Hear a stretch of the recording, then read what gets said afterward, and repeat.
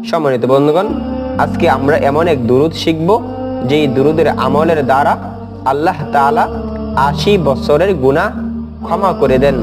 আসুন এই দুরূদকে আমরা সঠিকভাবে উচ্চারণ করে করে শেখার চেষ্টা করি।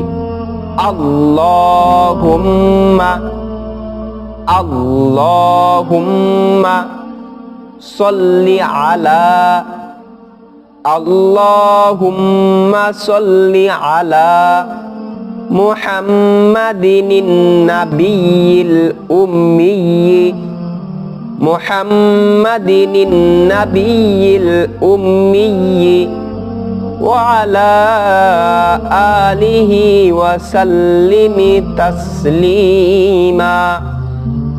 আল্লাহুম্মা সাল্লি আলা মুহাম্মাদিন নাবিয়্যিল উম্মি